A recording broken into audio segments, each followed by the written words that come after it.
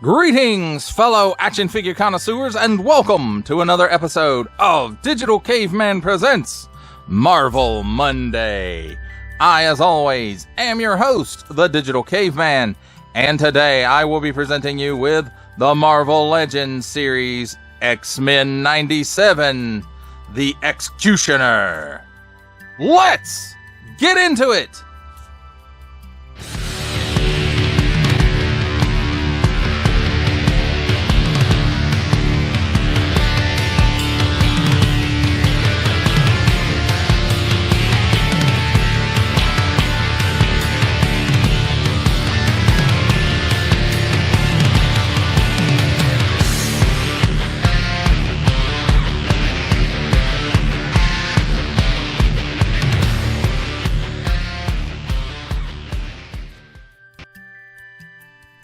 Let's begin with a look at the packaging, and here we have Marvel Studios X-Men 97, a group shot of the Wave 1 figures, and, well, the characters that were in Wave 1. Then we've got some nice artwork of the X-Cutioner 4 and up. Warning, don't stick things in your pie hole that do not belong there. Nice big blister showcasing the figure and his accessories, Hasbro print. And on the back side, we've got Marvel Legends Series, what I'm guessing is a digital render of the figure, the X-Cutioner X. We have the cross sale of Magneto, Cyclops, Nightcrawler, Jean Grey, the X-Cutioner, and Goblin Queen. Each sold separately, subject to availability. Recycled print. Attention, especially don't stick things in your French pie hole that do not belong there. Warning, attention, Achtung, don't stick things in any other language pie hole that don't belong there. Don't give it to babies. Small, fine, legalese, made in China print, symbols I'm not going to learn, a barcode, Hasbro print, Marvel print, some more small print, and another symbol I'm not going to learn. That, my friends, is a look at the packaging. Let's take a look at the figure and his accessories. And first up, we have this baton, long baton. This piece, of course, is just for storage. Looks like it's molded in that silvery plastic. So a little bit of the swirly twirlies going on in there. So he can just bludgeon people with that. And then here's the more pointy one. Again, same swirly twirly silver plastic. Same post for storage. So, and it's a little bit of nice molded detail down here. And here we have the rifle. Oops. And, you know, it looks like it's done in several pieces rather than paint apps. The silver here is the swirly twirly plastic, the gold plastic, and then this color as well. And then this piece came on it, and I cannot remember if that was actually a piece on the gun or if this is just something that they put in the package to keep it straight. But it does have a hole in it, and I think it looks kind of cool on there, so I may just leave it on there even if it's not supposed to be on there. It still looks cool. So there's that. A very cool looking weapon. And then here we have his like sentinel arm cannon. A port here on the end for some blast effects would have been nice. It's got some nice paint apps in here. And then on the inside it's just hollow. Well, let's take a look at the X-Cutioner himself. And I would say he's got that nice silver gunmetal-ish kind of paint app here on the mask and up here around the head. Looks like it's all molded in black plastic. And then, of course, it's got some paint apps here for the eyes. And then a lot of this guy looks like it's molded in the proper color. These may be some paint apps around here, probably the fingertips.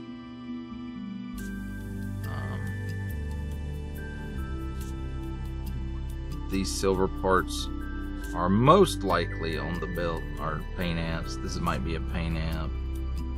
That looks like a separate piece glued on. He's got a post in the back for weapon storage, and then this is all overlay up here. And even this part feels like a bit of an overlay. And then he's got overlays down here. And you can see this might, I think this is paint out, and then it's molded in this color. That would make the most sense. And then the same down here on the foot as well, I believe. You know, I'm not a paint expert. You guys have heard me say that before, so I could be wrong about a lot of this stuff. Well, let's talk about his articulation. I forgot to say that. At the head, he can look back hardly at all, and it feels like this is probably on a dumbbell, but I could be wrong. He can look down that far. He doesn't really have any chicken neck. He's got a little bit of waggle. Well, I say that, he's got a lot of waggle. And then he can do the full Exorcist, although with this silvery paint app, I don't recommend doing that much because it might start scraping off. At the shoulder, he can raise his arm up approximately 90 degrees, and then these overlays do get in the way just a little bit. But you can, well, I say you can. And now it's going to prove me wrong, but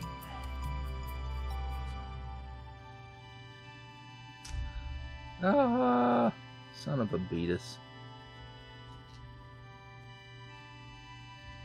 So there's that. I think it will finally get a full 360 degree rotation. Maybe. Maybe not. Let me take this off screen and see what I can do with it. Okie dokie. There it is. So it will do a full 360 degrees of rotation, but it is a real pain in the booty to do that. Double hinged pinless elbow gives you that much bend, so not, I've seen better. 360 degree rotation at the wrist on, oh, it's an up and down hinge. Very nice. And I do believe it's up and down on this side as well, yes. So up and down on this side as well. And I don't know if I mentioned it, but 360 degrees of rotation at the bicep, you know, where it popped off. He's got a ball joint at the waist, so he gets all kinds of Elvis Presley hula going on there. He can lean left and right.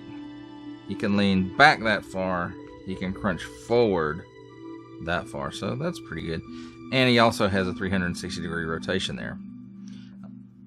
These overlays do get in the way a bit. They do move out of the way some, but don't be expecting to get super dynamic poses out of this guy with the overlays. But with the overlay, he can give you that much of the splits. He can kick forward that far, and he can step back about a half a step.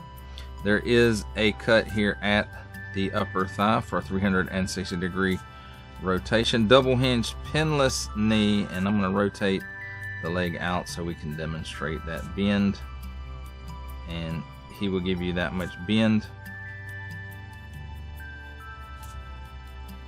Nothing, no boot cut.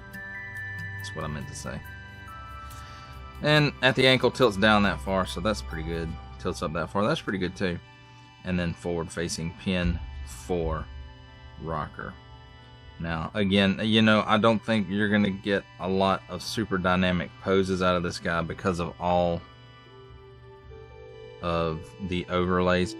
But he does have storage for his weapons, so that's really good. Let's move him out of the way for a minute. Well, storage for everything except the arm cannon. So on the gun here, you'll notice it's got two posts right here. And these posts right here, or there's ports, not posts. So these posts will port into those ports. At least I say they will.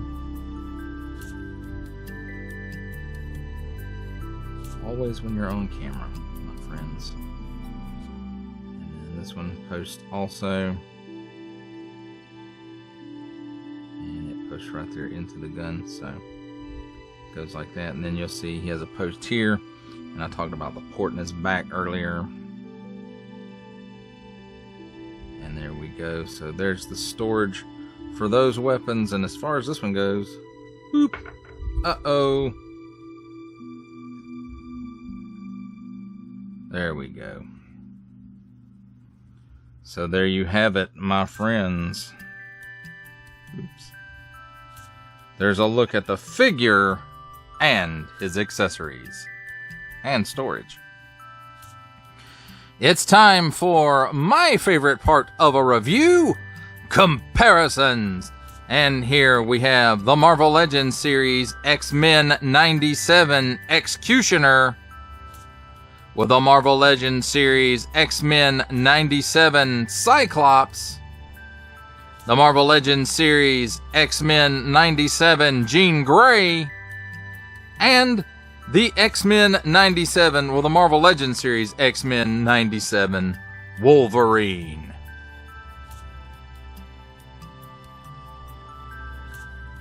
For our final set of comparisons, here we have the Marvel Legends Series X-Men 97 X-Cutioner, with our final Marvel Legends Series comparison making his cameo appearance, Stan the Man Lee from G.I. Joe Classified Series, the Hasbro Pulse exclusive Regal variant Cobra Commander from Star Wars The Black Series, the Archive Edition 501st Legion Clone Trooper, and for a 7-inch scale comparison, from the Masters of the Universe Masterverse line, the 40th Anniversary He-Man. For final thoughts on the Marvel Legends Series X-Men 97 X-Cutioner, I have to say, for the first time out, I think this is a really good version of this character. It matches up the animation. I like the paint decos where they are, and they use, you know, colored plastic where they're not, and it works pretty well. He comes with 4 accessories: the rifle, the 2 batons or spears or clubs or whatever you want to call them, and the Sentinel blaster that he wears on his arm. And that feels like a lot of accessories for a Marvel Legends at the basic price point. And I know I can't believe I'm saying the basic price point, and it's, you know, $25. And that's the basic price point now. But that's beside the point. This is the first time Marvel Legends series has done this figure. And honestly, I read the comic books a lot. Long time ago, as a matter of fact. And I only ever remember this guy out of one annual. Or maybe he was in, it was a storyline that ran across all the X-Men annuals, or the X annuals. And he was in it. But I only really remember that he was in an annual. And he could have been in more stuff than that. I don't know. I don't remember. But that's what I remember him from. And I like the look of this figure. Now, the overlays do tend to hamper the range of motion a bit. And so you're not going to get super dynamic poses out of this guy, really. You'll get more than basic vanilla poses, but don't expect, you know, like, to get super articulated poses out of it. That's, you know, that's just the thing of dealing with overlays and having overlays on figures. And Marvel Legends switching to soft goods is probably a pipe dream, and it will never happen. If it does, I will poop the bed, because I don't think it's going to happen. Of course, I never thought McFarlane was going to go to soft goods, and not only did he go to soft goods, but he's got wires in some of them. Oh my goodness. That was a surprise. I don't have any of those. Can't get my hands on any of those, but there it is. I think I'm about done with McFarlane toys anyway. But as far as this figure goes, you know, he has great accessories. He has pretty good range of motion. The decos on him are really good. And I think this is a really good first entry figure for this character. And overall, I like it. I'm glad I picked it up. And here's to hoping maybe they will do a comic book version of him now that they have some of the bases for it. Well, that does it for the review. I hope that you enjoyed it. I enjoyed making it. Only support from viewers like you make this programming possible. Each view does count, and I do appreciate each and every single view that I receive. Thank you, and thank you so very, very much for supporting this channel through viewing. If you are interested in supporting my channel further, I'm now offering memberships at various tiers. Click the join button on my YouTube page, or check this video's description for the link and see if any membership offers are right for you. But only if you are in a position to do so. Comment below, like, share, subscribe if you would like to see more content or just help the channel grow, or both, that's even better. And don't forget to ding that bell so that in the future you will be notified as my new content becomes available. That's a wrap, folks. I'll see you next time.